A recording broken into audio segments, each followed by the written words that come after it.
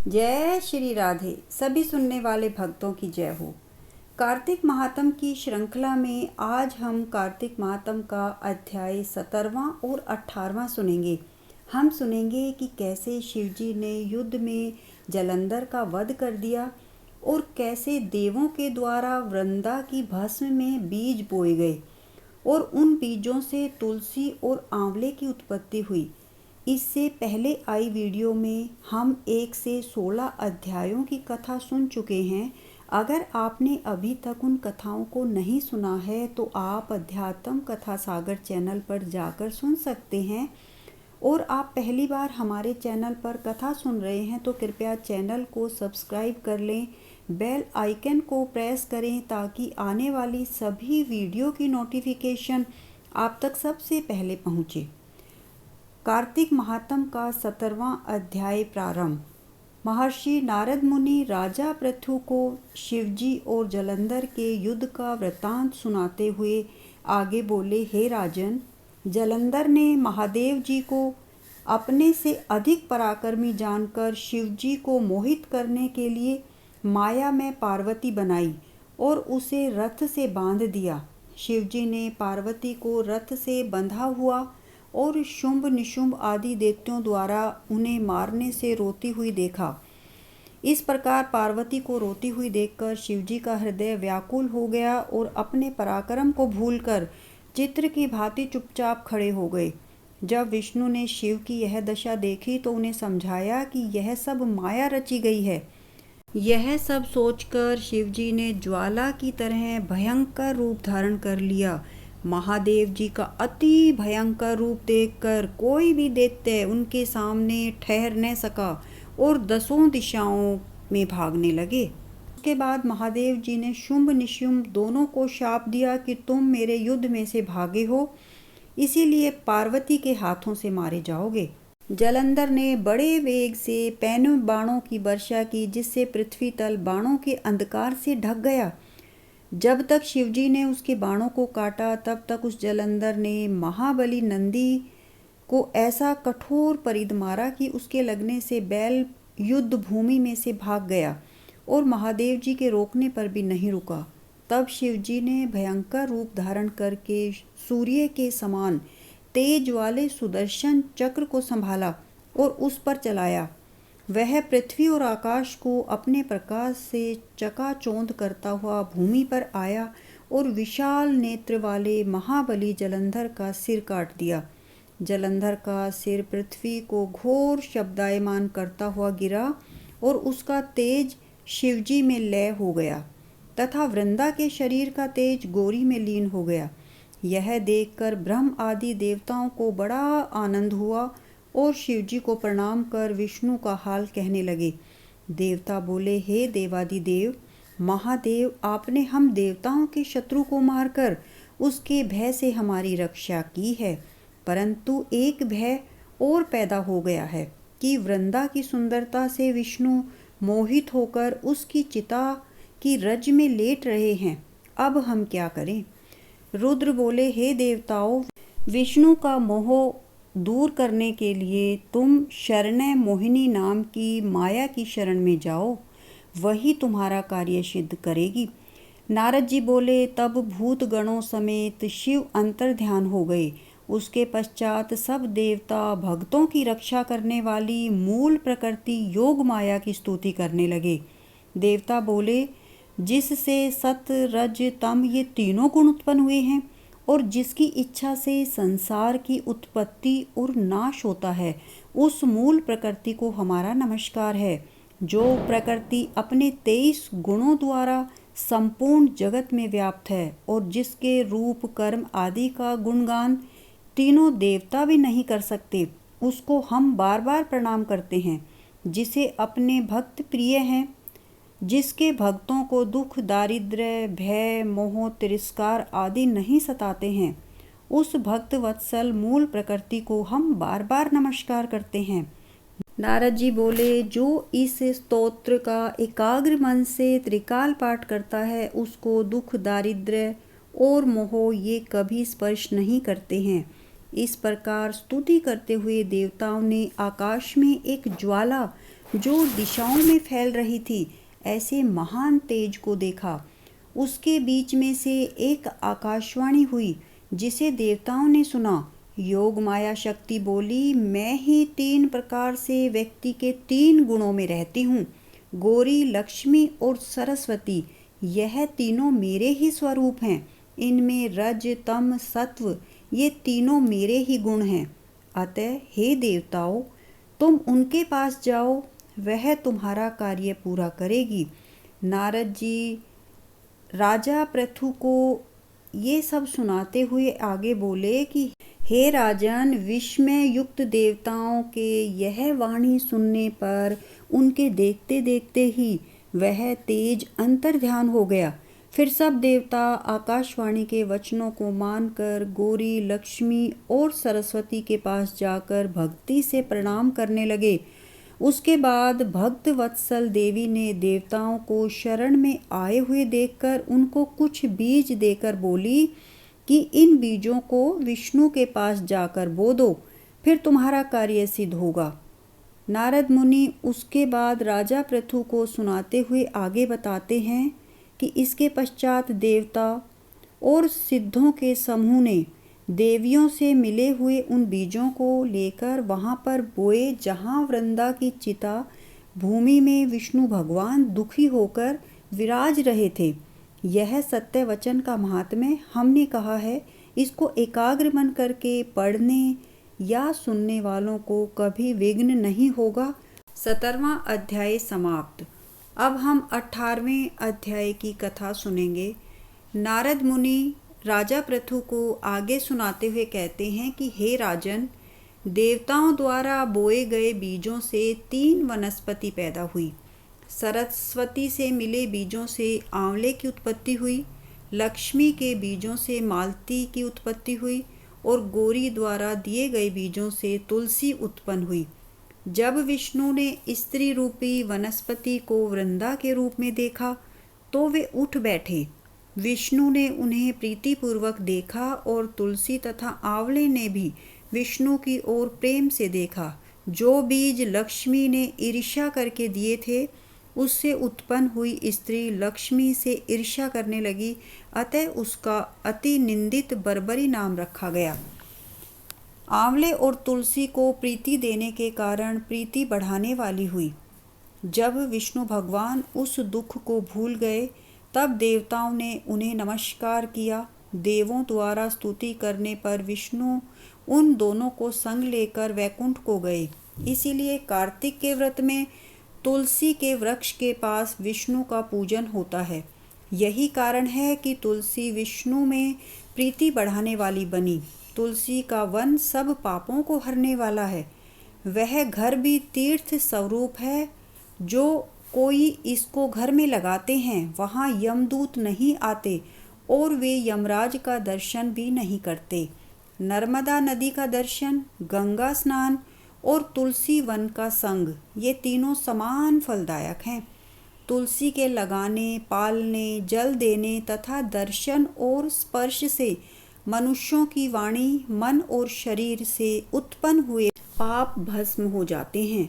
जो तुलसी की मंजरियों से विष्णु का पूजन करता है, वह गर्भ में नहीं आता है, निसंदेह मुक्ति को पा जाते हैं। पुष्कर जैसे तीर्थ, गंगा जैसी नदी, वासुदेव जैसे देवता, ये सब तुलसी में रहते हैं।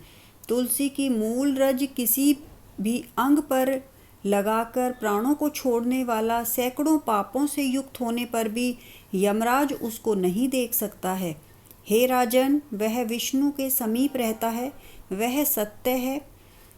तुलसी लकड़ी के चंदन को धारण करने वाले व्यक्ति के शरीर को भी पाप स्पर्श नहीं करता।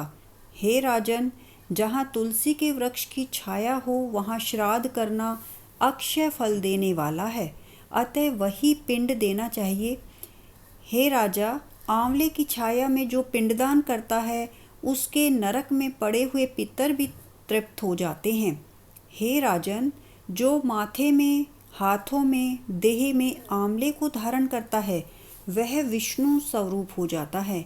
आंवले का फल तुलसी और द्वारिका की रज ये जिसके शरीर पर सदा रहती है वह मनुष्य जीवन मुक्त हो जाता है। जो आंवले तथा तुलसी दल मिले जल में स्नान करता है उसको गंगा स्नान का फल मिलता है।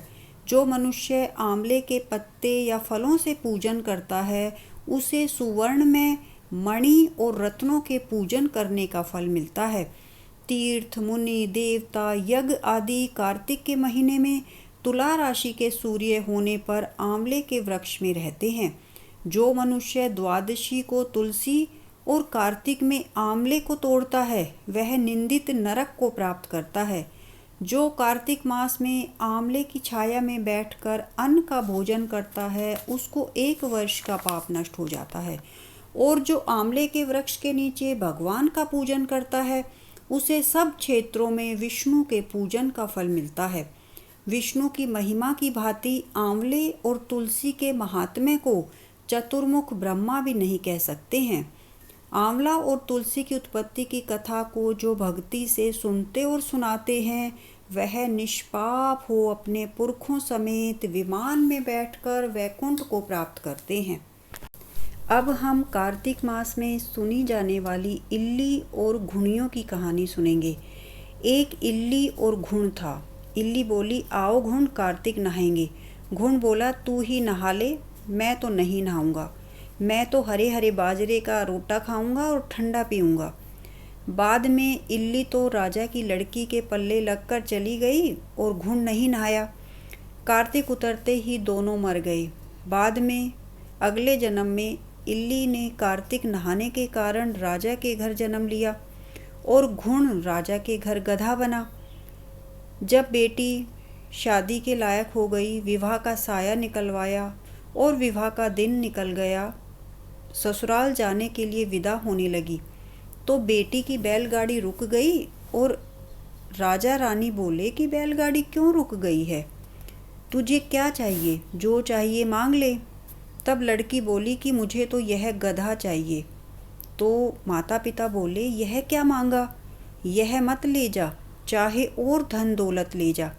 परंतु लड़की नहीं मानी और कहा, मुझे तो यही गधा चाहिए। तो वह गधा फुदक फुदक कर भागने लगा। जब लड़की महल में जाने लगी तो उसे सीढ़ी के नीचे बांध दिया। जब सीढ़ी उतरने लगी तो गधे ने कहा कि ए सुंदरी, ए लड़की, थोड़ा पानी पिला दो। तब इल्ली बनी लड़की ने कहा कि आ नहा ले, तब तूने कहा था कि मैं तो बाजरा खाऊंगा और ठंडा ठंडा पानी पीऊंगा। उनकी आपस की यह बात देवरानी जेठानी ने सुन ली और अपने देवर को सिखा दिया कि तू यह क्या जादूगरनी ब्याह कर लाया है जो जानवर से बात कर रही है। तो वह बोला कि मैं कानों सुनी नहीं मानता, आँखों से देखकर मानूंगा। दूसरे दिन वह छुपकर बैठ गया और देखा कि रानी महल से नीचे उतरी और उसी गधे से फिर बात करने लगी। तो रानी ने भी जवाब दिया कि तब वह तलवार निकालकर खड़ा हो गया और बोला कि तू जानवर से क्यों बात कर रही है, तू बात बता दे, नहीं तो तलवार से मारूंगा। तब रानी ने कहा कि औरत का भेद मत खोलो। तब राजा ने कहा कि मैं तेरा पूरा भेद खोलूँगा। तब रानी ने कहा कि मैं पिछले जन्म में इल्ली थी और यह घुड़ था। तब मैंने कहा था कि आ घुड़, कार्तिक नहा ले, तो यह नहाया नहीं, जिससे गधा बन गया। और मैं राजा की लड़की के पल्ले लगकर नहाई तो राजा के घर जन्म लिया, इसलिए मैं तो पिछली बात कर रही थी। यह बात सुनकर राजा ने कहा, क्या कार्तिक में नहाने से इतना फल मिलता है? रानी ने कहा कि कार्तिक में नहाने से मैं आपके घर में राजपाट कर रही हूँ। तब राजा ने कहा कि इसका इतना फल है तो हम दोनों अब जोड़े से नहाएंगे और बहुत दान पुण्य करेंगे, जिससे आगे हमें और ज़्यादा सुख मिलेगा। दोनों कार्तिक नहाने लगे तो राजा के घर में बहुत धन संपत्ति हो गई।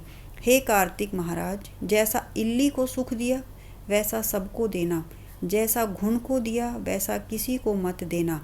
कार्तिक का व्रत करने वाले सभी भक्तों की जय। कार्तिक का स्नान करने वाले भक्तों को बारंबार नमस्कार। कार्तिक महात्म की जय। तुलसी महारानी की जय। तुलसी चालीसा। नमो नमो तुलसी महारानी, महिमा अमित न जाए बखानी। दियो विष्णु तुमको सन्माना, जग में छायो सुयस्य महाना।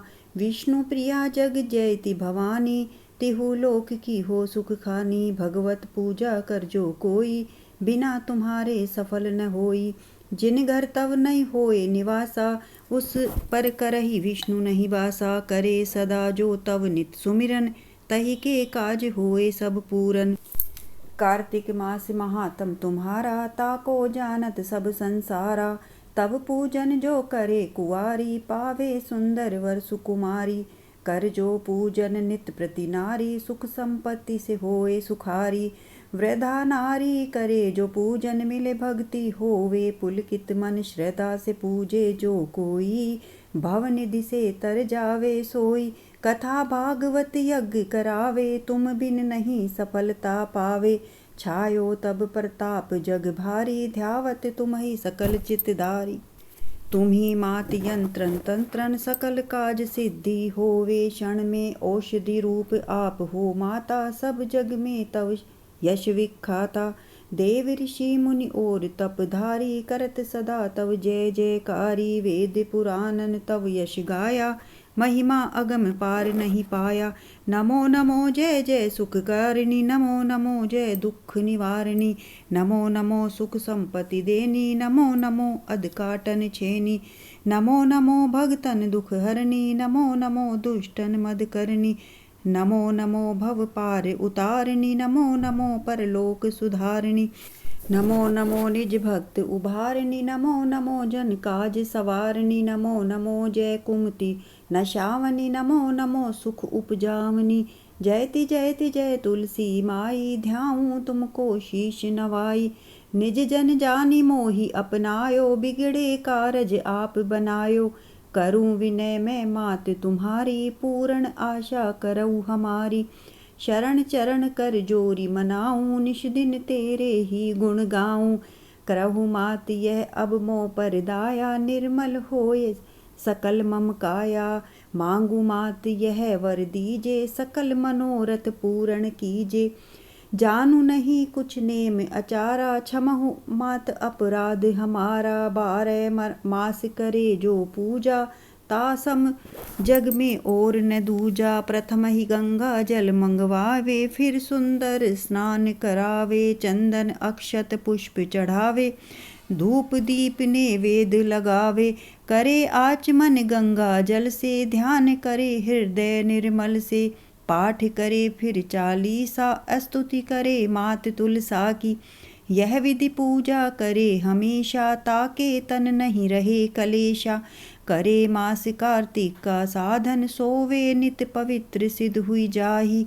है यह कथा महासुखदाई, पढ़े सुने सो भव तर जाई। तुलसी मैया तुम कल्याणी, तुम्हारी महिमा सब जग जानी। भावना मुझे माँ नित नित ध्यावे, गा गा कर माँ तुझे रिझावे। यह तुलसी 40 पाठ करे जो कोय, गोविंद सो फल पावही सो मन इच्छा होय। बोलिए तुलसी महारानी की जय, ठाकुर जी की जय।